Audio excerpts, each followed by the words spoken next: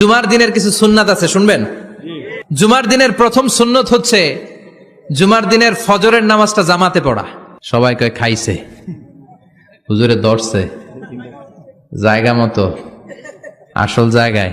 জুমার নামাজের প্রথম সুন্নত হচ্ছে ফজরের নামাজটা কি পড়া? জামাতে। আফদালুস সালাওয়াত ইনদাল্লাহি সালাতুল ফাজরি ফি ইয়াউমিল জুমআতি ফি জামাআহ। বিশ্বনবী বললেন জুমার নামাজের 15টা সুন্নত মুখস্থ রাখতে হবে। 1 নাম্বার সুন্নত ফজরের সালাত জামাতে পড়তে হবে। 2 নামাজ মুনাফিকদের কাছে সবচেয়ে কঠিন, একটা হচ্ছে ফজরের নামাজ আর একটা এশার নামাজ। এক আলেমকে জিজ্ঞেস করা হলো ফজরের বাতাসটা এত ঠান্ডা আর স্নিগ্ধ কেন? আলেম উত্তর দিয়েছিল, কারণ ফজরের বাতাসে মুনাফিকদের নাকের দুর্গন্ধ মিশে না। ফজরের বাতাসটা স্নিগ্ধ, ফজরের সময় আল্লাহওয়ালাদের আনাগোনা, মুসল্লিদের আনাগোনা, ইসলামের পক্ষের শক্তির আনাগোনা। চিল্লায় বলেন ঠিক কিনা? মসজিদে নববীতে জুমার নামাজের দৃশ্য আর ফজরের নামাজের দৃশ্য ছিল এক। বাংলাদেশে ফজরের নামাজের দৃশ্য আর জুমার নামাজের দৃশ্য এক নাকি?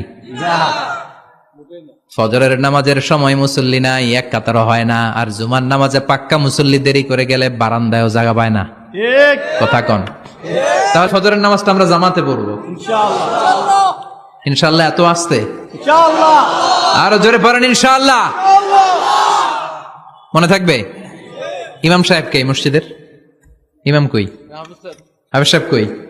কালকে দেখবেন যে কি অবস্থা হয় ফজরের সময়। জুমার নামাজের মতো ভিড় হবে, আসা যাবে না। কথা কয় না?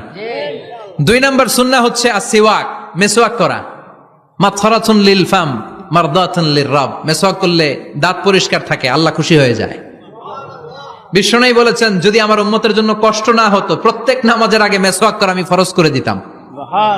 মেসওয়াক ছিল বিশ্বনবীর জীবনে শেষ আমল। এই মেসওয়াক করে বিশ্বনবী শেষ নিঃশ্বাস